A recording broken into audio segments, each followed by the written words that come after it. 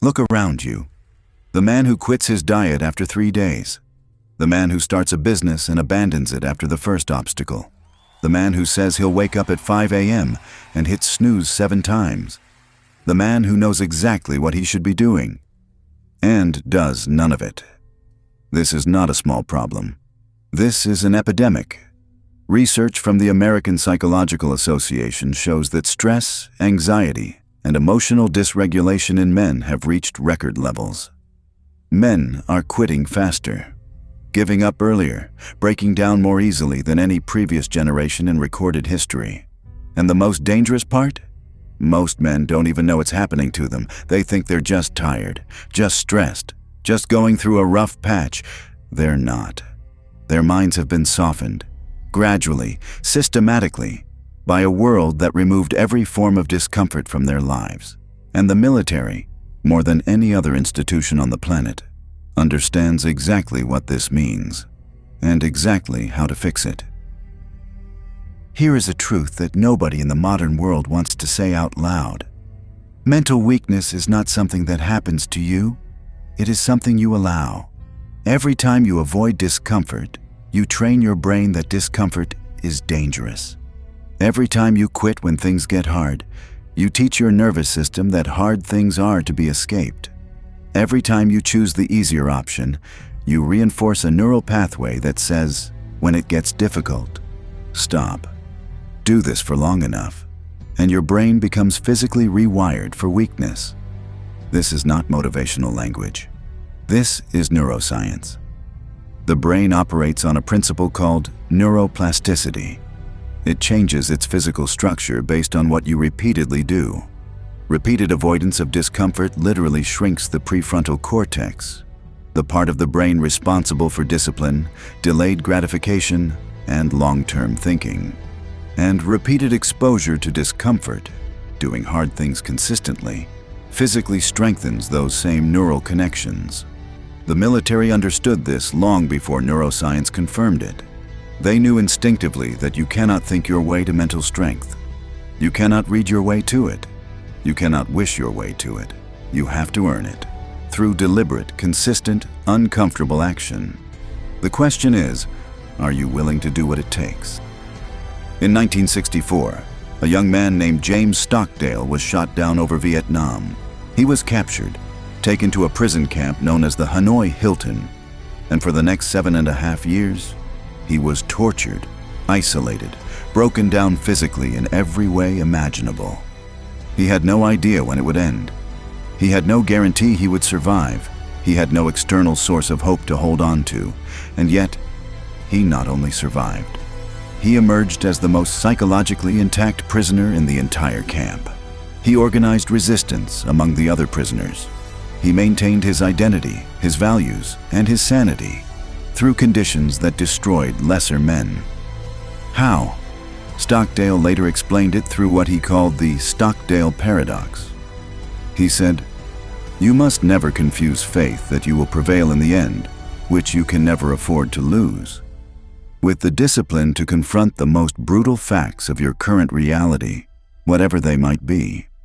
He didn't survive by being optimistic. He didn't survive by telling himself everything would be fine.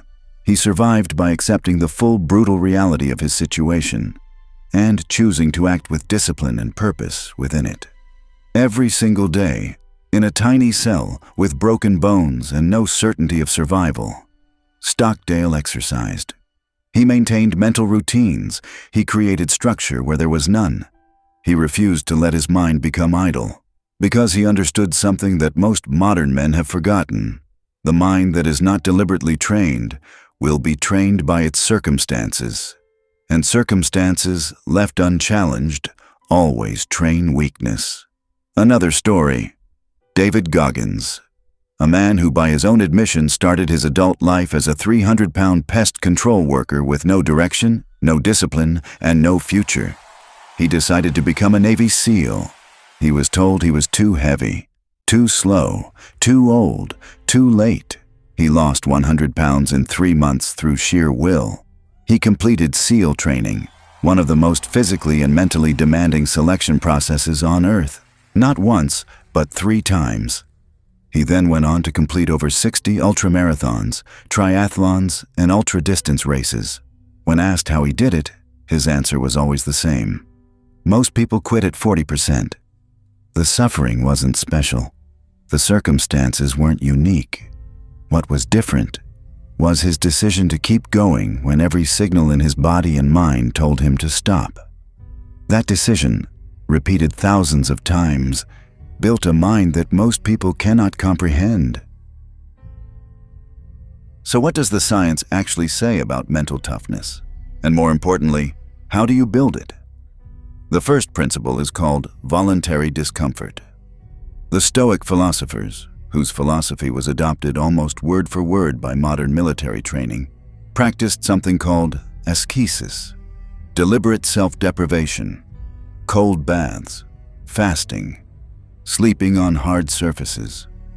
Not because they had to, but because they understood that the man who can be comfortable in discomfort owns his circumstances instead of being owned by them. Modern research confirms this. A 2019 study from the University of Queensland found that individuals who regularly exposed themselves to voluntary discomfort, cold exposure, fasting, difficult exercise, showed significantly higher psychological resilience, lower anxiety, and better performance under stress than control groups. The mechanism is simple.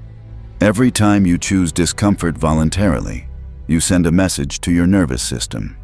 The message is, I am in control. Discomfort does not control me.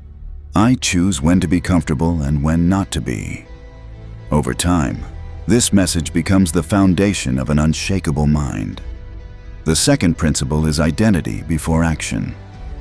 Most people try to change their behavior first and hope their identity follows. They try to act disciplined and hope they become disciplined. The military reverses this completely.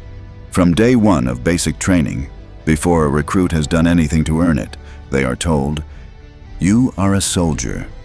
Act like one." The identity comes first. The behavior follows. Research from Stanford psychologist Dr. Carol Dweck confirms this. People who adopt an identity, "I am someone who does hard things," before the evidence supports it, are significantly more likely to develop genuine resilience than those who wait for external proof before changing their self-image. The third principle is the 2-minute rule of mental toughness. When you feel the urge to quit, to give up, to take the easy option, give yourself 2 minutes before you act on it. In those 2 minutes, do nothing. Just breathe. Just wait. What the military discovered, and what neuroscience has confirmed, is that the initial urge to quit is almost always a false signal. It is the brain's threat detection system misidentifying discomfort as danger. Within 2 minutes, if you don't act on the urge, it begins to fade. The prefrontal cortex reasserts control. Rational thinking returns, and the choice to continue becomes available again. Most people never discover this, because they act on the urge before the 2 minutes are up. The fourth principle, and perhaps the most powerful, is what the military calls the warrior ethos. It is not enough to be physically strong. It is not enough to be technically skilled.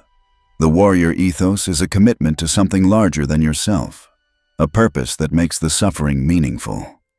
Viktor Frankl, who survived Auschwitz, wrote that the prisoners who survived were not the strongest or the healthiest. They were the ones who had a reason to survive, a purpose that the suffering could not touch.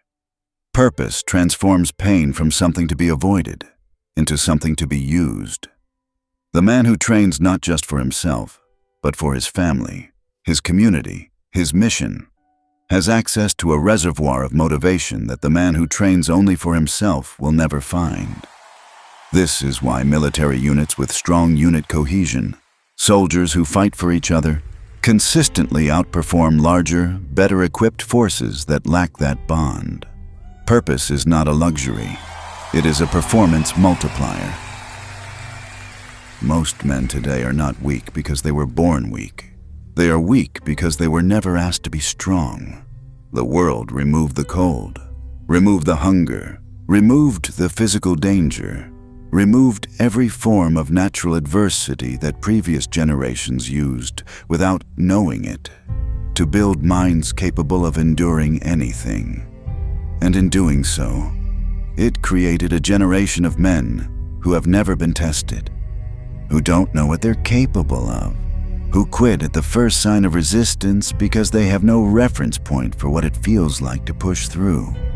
The military exists, in part, to provide that reference point, to deliberately reintroduce the adversity that comfort removed, to rebuild in weeks and months what the modern world spent years dismantling.